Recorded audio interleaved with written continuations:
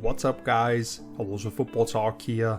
The 2025 NFL Scouting Combine is in the books. I watched every single drill, went through the testing numbers, and I'm here to recap all the action for you guys. Before we get into it, let's just add some context to everything I'm about to discuss. The Combine shouldn't function as a major evaluation piece, where you move around a bunch of players on your board who you've already finalized scouting reports on based on watching several tapes and had a firm grasp on who they are. This is just one data point. If you weren't sure about the athletic tools, maybe to help you break up some clusters of guys who you had almost identical grades on anyway, and if the numbers match what you saw in live action, you shouldn't ding or push up names anyway. If the testing tells a different story than what you thought, maybe you throw in another game or two and ask yourself why that is. Did you maybe miss something?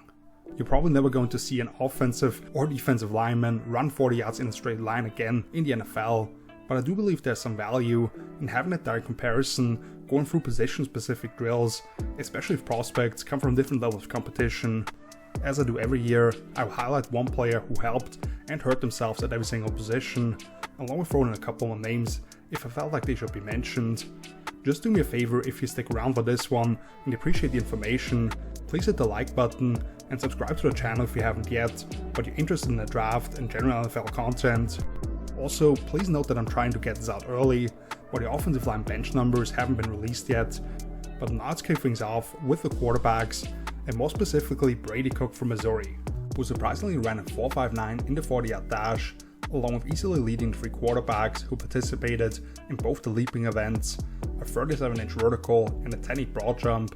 That was a little shocking to me because this is someone who did average nearly 9 yards per scramble for his career with the Missouri Tigers, where if there was a lane for him to pick up his feet and the first down, he was able to do it, but still very much considered a pocket passer. So he puts up those numbers at 6'2", 214 pounds, and even though he ended up as part of the more consistent first group of quarterbacks I thought, some of the throws stood out during the on-field portion of the workout for him, and I'm kinda annoyed because I wanted to go back to watching all of those the next day, but he wasn't one of the 5 quarterbacks who the NFL put out a video on of the full sessions on YouTube, so I had to go through it myself again. For Cook, smooth release, ball came out on time, whether on the speed out or the deep out cut, he never forced his targets to slow down for the ball, with one guy dropping what should have been a nice extension catch over the middle later on. Other than maybe if you want to nitpick depending on what they're being told exactly, turn those passes at the sideline into a situation where receivers needed to go airborne and tap their feet in bounds with more of a soft touch. But then Cook had 4 absolutely perfect throws where his receivers never needed to break stride and were able to fade just a little bit to the right sideline on go balls to allow the ball to drop into the bucket. Cook is definitely a name that has lost some shine compared to 2023, when the Mizzou program was surging and completed the season with a massive bowl game win or the national champs a year later in Ohio State. But I'll have to give him another look now, if I might have been a little too harsh from what I saw this year when he was also banged up. An honorable mention here would be Tyler Shuck from Louisville, who I already outlined for having an excellent Senior Bowl week, started off by running a 4.63 in the 40 as one of the only 3 quarterbacks to even take part, which I thought he had better straight line speed than most people would have probably given him credit for, created easy velocity on those power throws to the sideline, but didn't quite calibrate those high 7 routes perfectly, and didn't help his receivers show off the high point ability in the goal line fades. In terms of a quarterback with a shaky performance however, I would have to go with Will Howard from Ohio State. Looked at is somewhat the prototype size-wise at 6'4", 236 pounds, probably even played a little heavier, and he was effective as a designed runner with power to go along with really heating up down the stretch during the Buckeyes' impressive national championship run. So for him to be one of the 4 quarterbacks, none of which I'd label as big-time runners by any means, and finish at the bottom of the list in both the vert at 31.5 inches and the broad jump at 9.4 was odd to me. He was second among the 3 names to do the agility, which was slightly below average historically. Then he got out into the field, you saw the ball flutter a little bit, and in badly putting it behind his receivers on the first speed out and the in-cut each. Plus on the second one of the latter, he threw it as if he wanted to pull his receiver up the field on like a glance rather than coming flat across. They then had to drive the ball to the sideline, off an inside release a little bit deeper, and Howard was on the money on the first one, but then the second one goes over the head of the intended target, and the third one was just alright. So it was kind of just the inconsistency in accuracy and maybe his control of the football that seemed to be kind of lacking. Same unlike that post corner route, where the ball just comes out differently all 3 times that he steps up. First kind of guiding it there softly, then he drives it with conviction more like another outcut, and when the third receiver takes that flat break, he tries to lay it out in front a little bit more, so kind of hard to judge for the receiver where the ball's going to end up. Plus then one of those high 7 and the go ball each to close out the session, his targets were looking up, trying to find those hanging up in the air and ultimately falling to the ground to where they couldn't get under it. Another lesser honorable mention, if you want to say so, Dylan Gabriel from Oregon, multiple passes into the boundary, which would label as timing and spot throws. Even if you're not used to working with these receivers typically, you saw the ball sail or come out clearly behind his targets in different depths on those outcuts, twice completely airmailing those. He missed a couple of go balls up the right sideline, both a little too far out in front and inside respectively, where it felt like he was slightly too deliberate in his drop and then had to rush with a hitch up and chuck it down there. He did get let down a couple of times after that when the ball went right off the hands on pile and corner routes. Back to the positives, however, so many running backs had helped themselves as the fastest group we've ever seen in Indy, despite not being small by any means. But I'll have to go with Bashal Tutin from Virginia Tech, who I expected to test well and was my pick to run the fastest time, which he did confirm from what I saw on tape, but beyond that he tested very well in the jumps too, a 4.32 in the 40 with a sub 1.5 10-yard split, first among running backs with a 40.5-inch vertical and second with a 10-10 broad. Which at 206 pounds, there were certainly quite a few guys who were heavier than him, but this guy's 5'9", so it's a very compact frame. He then showed it on the field during the positional workouts. Tutin is such a sudden mover, where it doesn't feel like he actively has to change direction, but sort of shifts his path as a runner, explosive in his cuts to get around the bags, very well coordinated feet stepping over and then reacting to the signals of the dummies. Might have had the best showing on the Deuce Staley drill, where we saw a bunch of other guys stumble a little bit, or actually step on the bags, trying to be quick through the motions. Just kind of gliding on the field for Tutin, showed soft hands, obviously no issues gearing up to get on the passes down the field. This is someone who profiles really well for an outside zone system, with the burst to capture the edge, but also had an excellent missed tackle force per carry number at 0.39 last season. And for someone with very limited receiving production in college, seeing his potential in that area definitely helps.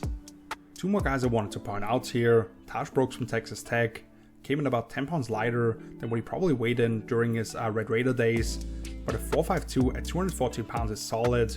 The jumps were above average, sub 7 seconds on the free cone, and just over 4 seconds on the short shuttle, along with showing quick feet in the Staley drill, efficient in his breaks as a route run and caught the ball well. And Damian Martinez out of Miami also dropped a few pounds from what he probably played at, and what he measured in at during the Senior Bowl week, not on to 217 pounds, but he saw him move around very well at it, with no delays between consecutive moves, and ran a 4.51. On the negative side, there's Jaquinton Jackson from Arkansas, who had an interesting college journey as a former 4-star quarterback recruit at Texas, who transferred to Utah after just one season, started his transition to running back a year after that, and then put together a strong final season after moving on to Arkansas.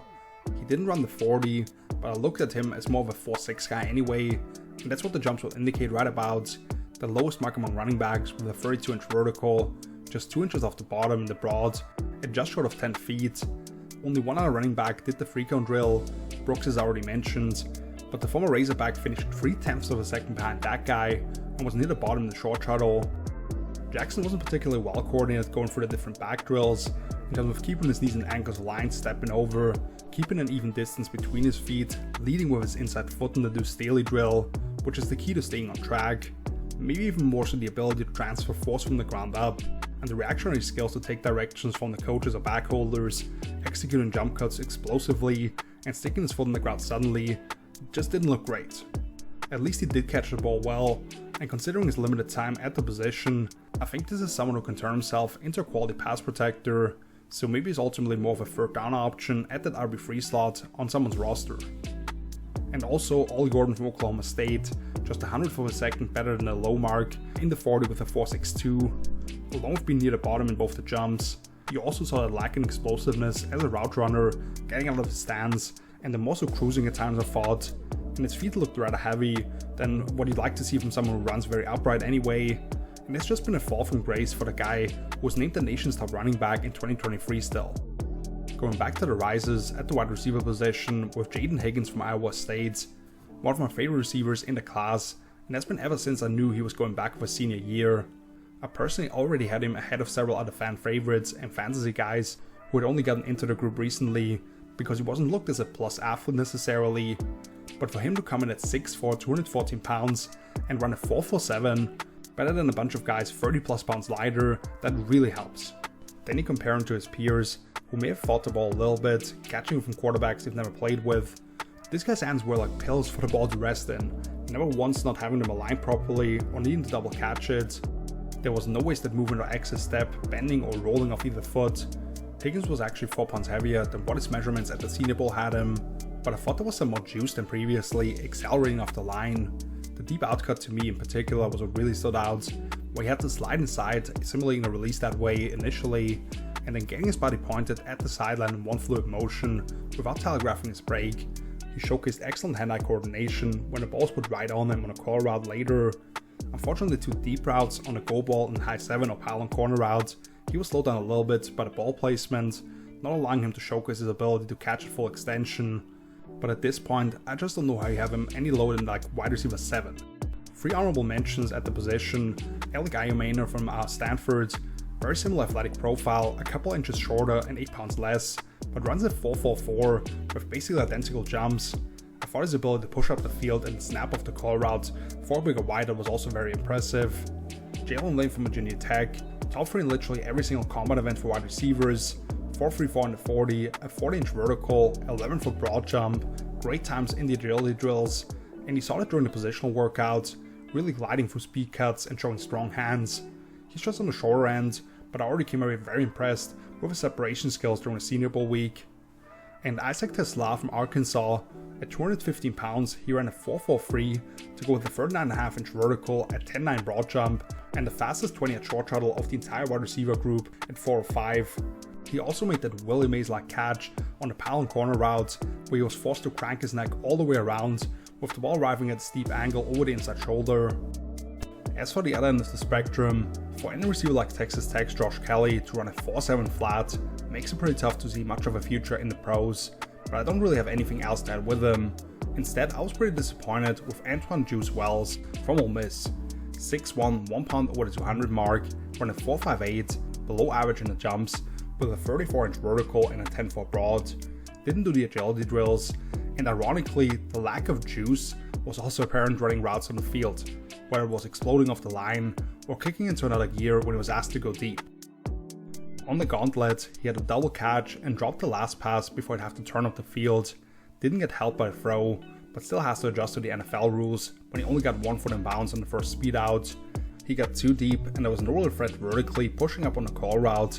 I thought he clapped at the ball on a couple of passes even when he did secure them, and the most comfortable one seemed to be the one over the shoulder grab on the fade route, which ran in the high 4.5s, and what his usage in college looked like is more of a yak threat, isn't one we should see a whole lot in the pros. I could rattle off a bunch of numbers for Wells here over the last season plus, in terms of a drop rate over 14%, only bringing a quarter of his contested targets, poor efficiency metrics overall. Let's just say he's been far from the guy many people really liked back in 2022, and after his performance in Indy, most won't be as willing to go back to those tapes now. Pretty well established at this point, Tess Johnson out of Oregon being a minuscule 154 pounds and only running a 4.51 was a rough look compared to some of the other receivers who were faster despite being significantly bigger, so the top is questionable because the jumps were good, he did catch the ball very well, his 6.65 in the free cone was actually the best of all athletes in Indy, and it's really just a size-squeeze relationship that's bothering for what can actually survive in the league. And Pat Bryant out of Illinois came in on the small end of the range that I expected at 6'2", 204 pounds, and I hope he'll run a little bit better than his 4.61, tied for the second worst mark among the position. He also flat out dropped the ball right on the money in the crawl route.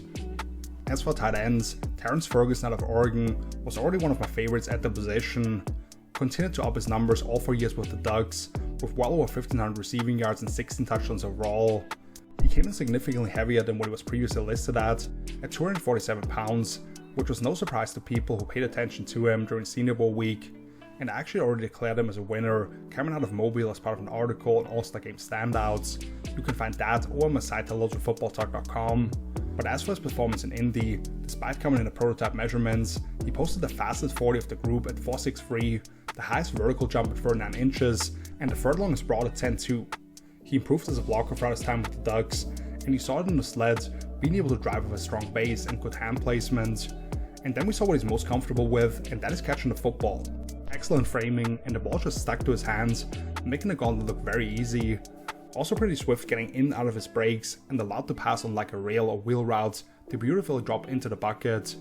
After I thought he surprisingly alligator armed a few balls last year, compared to what I'd noted about him from seasons prior, he's eliminated all those concerns for me. We already saw him excel with pads on at that increased weight. He tested way better than many might have expected. And now I don't really understand why he wouldn't at least bring up his name for the tier behind Tyler Warren and Colston Loveland, as the two guys locked into round 1. Honorable mention for tight ends, Mason Taylor from LSU didn't do any of the testing, but had a tremendous field workout with efficient movement and natural hands, best illustrated by picture-perfect gauntlet drill. Unfortunately, I was far less amused by what I saw from Bryson Nesbitt from North Carolina. And name was just continuing to plummet since last summer, when he was looked at as a potential seam-stretching F-tight end option. Weighed in a little lighter than listed at 238 pounds with sub 32-inch arms. The only member of the group with a worse time than his 4.88 in the 40 was basically a fullback or pure blocker in Robbie Utes from Alabama at nearly 40 extra pounds. Nesbitt's 9'4" broad was the shortest among the tight ends, and he also logged the 4th lowest vertical jump at just 32.5 inches, which is particularly disappointing when you think about this long body running up the hash. So now his ability to threaten that area of the field is less than expected, and his contested catch rate falling this past season becomes a little more concerning as well, if he can't get up to the top shelf for the ball. Nesbitt clearly didn't look comfortable trying to push the blocking sled with a ton of short step that lacked impact, as more of a big slot receiver anyway. I thought his hand position and catching the ball was a little off, and just inconsistent overall, best showcased by an uncomfortable looking gauntlet drill, and he just posted easily the highest drop rate of his career in 2024. So all the arrows are pointing down unfortunately. I haven't had a chance to look at the All-22 since last October, since he missed time after that with a wrist injury, so I'll check in to see how far he actually drops down further for me in a quality tight end class. Let's also bring up Gunnar Helm from Texas, next up to Nesbitt from the bottom unfortunately, with a 4.84 in the 40, and posted a position low 30-inch vert. Not a lot of explosion and or displacement or blocking sleds, but at least he posted solid agility numbers, I'd say, despite apparently twisting his ankle trying to run earlier. On the positive side, we've got 3 really good options at tackle to talk about here, between Missouri's Amon Membu, who impressed with the top 40 time of the group at 4.91, despite weighing in at 332 pounds earlier and helping his case to stay out on the edge, where I believe it belongs, with 33.5-inch arms. He also led all offensive line with a 9.7 broad jump. Ariante Ursary from Minnesota came in a couple inches taller at 6'6" and 1 pound lighter, but finished a 10th of a second behind Membu's mark, running a 5.01. And then I thought his feet looked shockingly well coordinated for such a power-based player, gliding around the field as he was taking directions during the on-field workouts. But I ultimately landed on another former Duck in Josh Connolly Jr. from Oregon. The slowest of the group in terms of 40 time at a still very good 5.05, as someone who weighed in about 20 pounds lighter than the 2 names I just highlighted, but he actually posted a top 10-yard split of all offensive linemen at 1.71. His broad jump oddly didn't match up, but he posted a 34.5-inch vertical, 3rd best and just half an inch behind what the top tackle put up. More importantly, he had one of the cleanest positional workouts you're ever going to see. Looked like a dancing bear during the wave drill with effortless lateral movements. You saw the same on the mirror drill, by the way. He was explosive out of his stance during the pulling stuff, and showcased excellent reactionary athleticism to take in information and transfer it to his feet without any delay throughout the day. When they were simulating a twist in particular, that was on display, not digging his cleats into the turf or lunging into contact. This is another impressive athlete for the position, nothing new for people who have already studied him, but it's the functionality of those movements as required for playing on the edges that really stands out.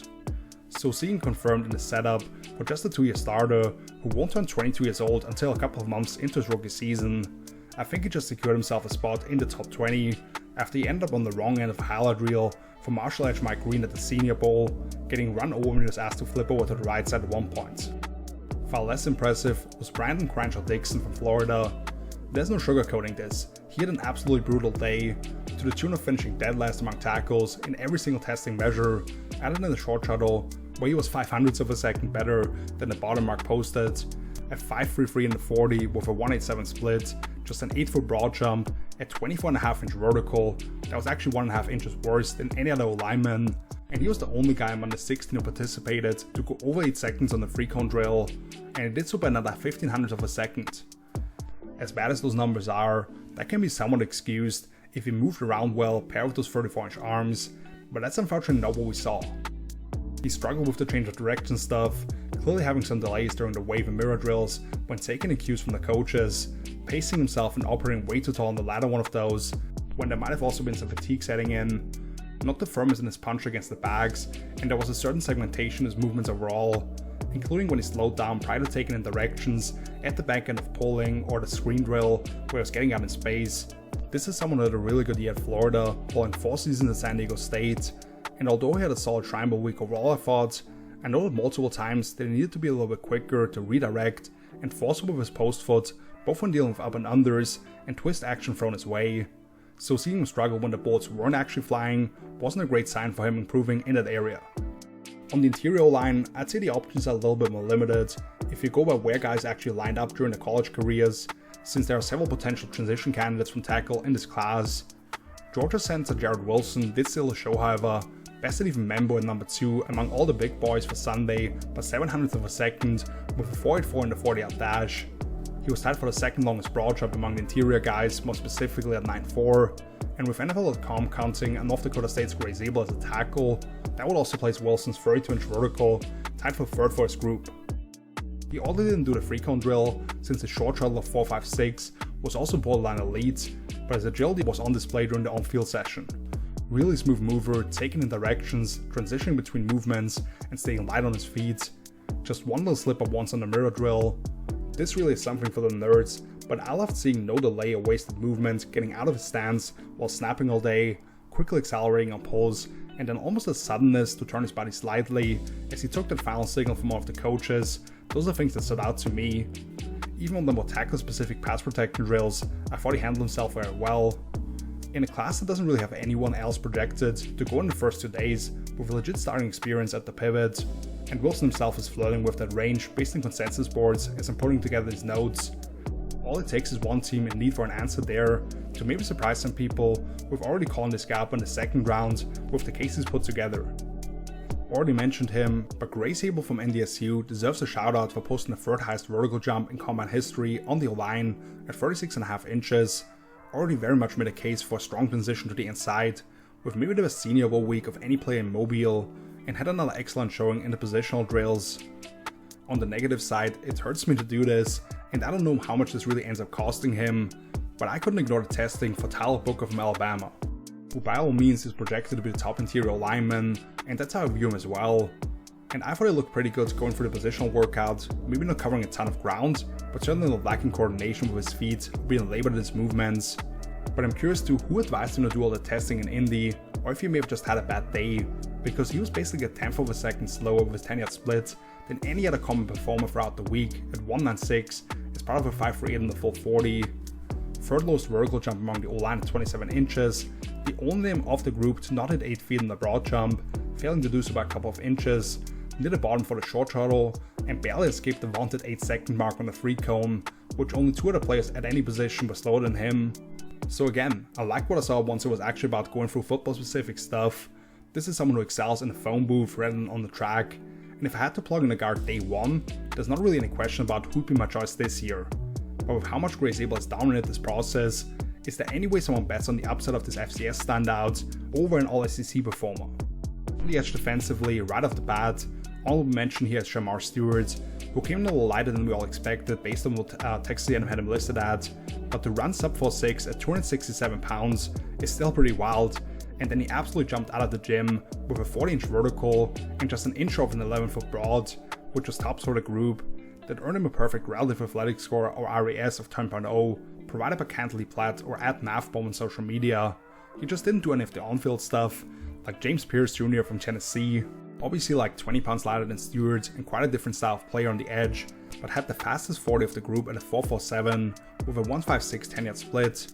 On top of that, he had an outstanding positional workout, showing effortless change of direction skills. He might have had the most perfect wave drill I've ever seen from a defensive lineman, showed quick, well-coordinated feet stepping over and around the bags, all the transition stuff that we may see from an outside backer who's asked to drop in the coverage, including having to stop to get into that diagonal bailout after bursting up the field and running through the catch when he got back downhill. He stayed nice and tight to the bags when working different moves in consecutive fashion and had no issues gliding through the run the hoop drill. The only thing that you can critique with him really is leaving a shirt at home that was given to all the athletes really by the combine and instead wearing the hoodie. which then they couldn't do any of the tracking with him, but I think he has a great chance to be edge free off the board with the skills that he presents and the pressure production to his name against some top end competition at tackle in the SEC. As for fall on the edge, I'm gonna have to go with Sean Martin from West Virginia. First and foremost, size-wise, this guy should have probably mixed in with the interior guys at 6'5.5", 293 pounds, has 35-inch arms, and he played a lot of 5 technique head up on the offensive tackle as part of the Mountaineers' odd front base. But it doesn't give him a great jumping off point when he's literally dead last in basically all the athletic testing for the group. At 4'8" in the 40, attempts slower than the rest of the guys, the only one who didn't hit 30 inches in the vertical jump, actually 1.5 inches less, and an inch worse than anybody else on the broad too. He didn't do the short shuttle, but was second to last on the free cone. Obviously, at his stature, it'll look different going for the on-field workouts than the smaller edge rushers, but it definitely made it apparent how tightly wound Martin is. He bumped into the backs on the ground a few times, and he clearly wasn't comfortable running the figure eight, where he's asked to get his arms perpendicular to the ground in order to reduce the surface area for blockers when we project to in-game situations. You saw it when he dropped those towels from pretty far above the ground, rather than actively placing them down as he turned the corner. So now teams may be looking at him as more of a pure base end 4-3-4, and with how much the NFL operates in nickel, the snap total up for grabs is pretty limited. As for someone boosting his stock on the interior D-line, how can I go with anyone but Tyrion Ingram Dawkins from Georgia? 6'4.5", 276 pounds. I mean, he literally tested better than everybody else at his position in every single drill other than the 40, where he was tied for second with a 4.86, and even then his 10-yard split was tops for the group at just below 1.7. A 36-inch vertical, 10-4 broad jump, 7.2 free cone drill, and a 4.34 short shuttle, giving him an RAS of 9.93. In terms of the look, you would think he's more of an oversized D end. Daniel Jeremiah on the NFL broadcast actually pointed it out when he got into his 3-point stance, how flat his back was, and how much weight he was able to put on his hands in the turf to burst out of it. His ability to ID run concepts and the tackling advancement with his hand usage are still lacking from the limited film analysis I've done on him, but this is a redshirt junior who didn't even play 400 snaps combined prior to becoming a full-time contributor for the Bulldogs this past season, so I don't believe he elevated himself to a day 2 pick, but as we get to Saturday, April 26th, you know there'll be a star next to his name, even if his scout grade was a little bit lower, where decision makers around the league will say, let's bet on this kid to develop into a contributor for us. Honorable mentions on the interior line, a bunch of guys to shout out. SMU's Jared Harrison Hunt with the top mark in the 10-yard split and looking great in the change of direction drills, but couldn't finish the work on unfortunately I guess, since he got out of line on like the third on-field drill. Ty Robinson of Nebraska put us some of the top testing numbers across the board and absolutely blasted the backs down, although you did see some tightness in the hips that I had previously already noted. Both Derek Harmon and Jamar Caldwell from Oregon ran and moved around well for their sizes, and Big Ohio State's Tyleik Williams was a lot smoother changing directions than I might have expected while still showing those heavy hands on the backs. However, the fall continues for Dion Walker from Kentucky. Just from the optics in those tightly fitted clothes, more flop in the midsection than you'd like to see, and incredibly skinny calves I thought. He didn't run the 40, he hit the second worst vertical jump at just 25 inches, and also a bottom 5 broad. I thought he didn't stay particularly tight to the dummies when he was working around them. On the figure 8 drill, you saw him really slow down and bend at the waist to pick up and put down the towels. Just way too upright going for the different drills. And now we've reached a point where the athletic skill set for a guy of his dimensions is far less impressive than we might have thought a year ago, even for someone that we saw rush off the edge from a 2-point stance and do all this stuff that's uncommon for the tackle. So he plays way too tall, and we don't have the tape to really show him anchoring against double teams on the inside. I have to go back to his film from 2024, because there are things beforehand you saw where you can at least squint to why he was considered a first-round prospect at some point, but that seems a far cry now, as the concerns have only increased, while the things that have people in awe are muted now as well. One more tackle on the negative side, Jaya or Waya Black from Iowa, one of the few names who actually came in heavier than was originally listed at, and I commend him for taking part in all the drills, but he did literally finish bottom 3 in every single one of them other than the free cone where he was 4th. Let's get positive again with Teddy Buchanan, the linebacker from Cal. I thought he really made himself some money in kind of a muddy class of off-ball linebackers. Just the aesthetics, freaking NFL Network if you access on NFL Pro or the Game Pass or whatever, doesn't allow you to screenshot live broadcasts, because watching this dude getting ready for the 40, he looked like a Greek god chiseled into stone. He ran a 4.6 flat, which is perfectly fine considering he was actually on the bigger end for this group at 6'2", 233 pounds. Earlier, he had already lifted 40 inches off the ground in the vert, and he had the second best broad jump for the position at 10.5. I thought he looked tremendous in the transitional workout, not cheating the drills in terms of opening his hips prematurely, no delays in his change of direction, had a couple of really nice catches away from his frame, just very little wasted movement, and clearly highly explosive athlete. He had some bright moments during Shrine Bowl week as well with the short air burst and range, but I thought there was some issues dealing with contact near the point of attack and holding his own in those close encounters. But then he also pumped out a linebacker best 26 reps on the bench press. That's something I'll have to check the tape on for, but just in terms of size profile, not combined with the testing, we definitely have something to work with. Also, Jahad Campbell from Alabama as the clear-cut LB1 coming into the week already, showing why there could be a large gap between when he comes off the board compared to everybody else at the position. Running a 4.52 at 235 pounds, the second longest broad jump, exceptional movement skills in the on-field portion of practice, including seeing extra time for the pass rush drills, where he looked better than at least like 90% of the edge guys. Certainly less encouraging stuff from North Carolina's Power Eccles, one of only 2 linebackers to not crack 4.7 in the 40. He did oddly have a solid vert, but his second worst broad jump among the position, and he had the worst mark in both the agility drills, in particular with the free cone at 7.6, being about 2.5 tenths of a second slower than anyone else for the group. I thought during the on-field portion, he didn't cover a whole lot of ground, shuffling sideways, and was kind of chopping with his steps going through the bags. He dropped a couple of easy passes, and I thought he actually looked best turning the corner pass rush drills, but then again, he's 5'11 with 30.5 inch arms, so a future on the edge isn't going to be in store for him. I haven't gotten to his tape yet, and I know UNC had a DB I really liked during the Shrine Bowl, which means I'll probably have my eyes on Eccles a few times when the tape switches from the All-22 to the end zone view, but depending on how deep on the list I get, I'll have to see if I have enough time to actually study him individually, now that the athletic profile gives me less reason to. One other name, Chris Paul Jr. from Ole Miss, measuring in with arms just short of 30 inches at 6 foot 222 pounds, running a 4.63 and moving the way he did for his measurables. He's just not going to meet certain benchmarks for several teams, and even though the tape is definitely exciting, his stock is going to drop when I look at the names I had around him already. At corner, we didn't get to see either Travis Hunter or Ole Johnson as the 2 headliners at the position, but they ran pretty damn well as a group altogether, and among the D2 guys, Maxwell Hairston from Kentucky made himself a bunch of money. Ran the fastest 40 of the entire combine at 4.28. He came in half an inch short of hitting 40 on the vertical jump, which was half a second among corners, at 10.9 broad, which was half a third. No times on the agility stuff, but the on-field workout may have been equally impressive. Incredibly loose hips, with no issue staying on the line and flipping over 180 degrees. Looked very comfortable turning and running before locating the football and attacking it in the air. And for someone who didn't play a whole lot of off-man or match coverage, I thought there was no delay on the M or W drill, driving out of his pedal and decelerating again. He had a little slip initially, but was able to glide through the box drill in the second try, and showed great confidence in his hands to run through catches. There were 2 concerns with Hairston based on tape: the ability to find the ball down the field, and the fact he was kind of a liability in run support at times. The first one of those at least didn't show up in Indy, and for the latter, I'll have to go back to the tape to see how much we can work with him or around that issue, as he may have elevated himself from the large pack on day 2. Honorable mentions, their importer from Iowa State was the biggest testing freak of the group, with a 4.3 flat and basically an 11-foot broad jump at 6'3", 195 pounds with over 33 inch arms, even though those long legs made the transition stuff look a little bit more labored than some of these more compact guys. But the really stupid part for me was him easily besting the group in both agility drills, including basically 3/10 of a second better than any corner with a 6.71 free cone. And Trey Amos out of Ole Miss was another player who looked very impressive for a bigger corner, with no restricted movement or tightness in his hips, along with running a 4.43 at 195 pounds, and caught the ball with a ton of confidence.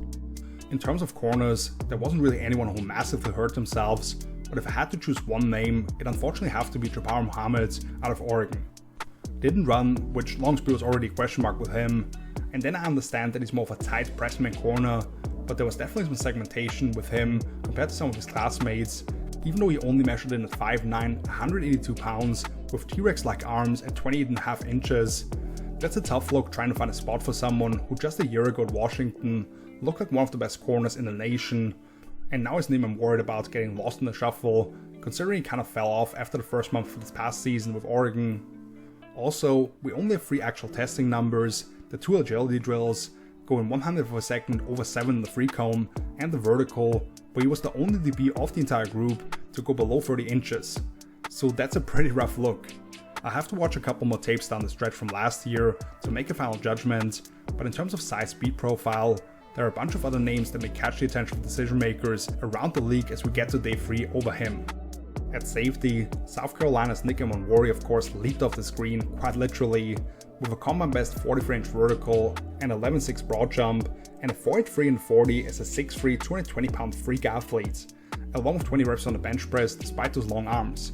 But he didn't participate in the positional drills, and we still have no answers on how restricted he may be in his movements, because he's this long, rather tight defender, who I'm not quite sure about where to actually play him in base. So instead, I went with Keegan Crawford from Nevada, who I haven't gotten to his tape yet unfortunately, but he's just moved up the pecking order for who I still want to dive into.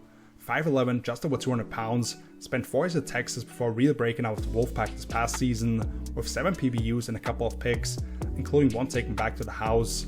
This guy came in outside the top 500 overall prospects and consensus boards, and all he did was finish top 3 in every single testing measure for the safety group, including a 41.5-inch vertical and a 4.03 free cone drill, more than 0.2 of a second better than anyone else for this group.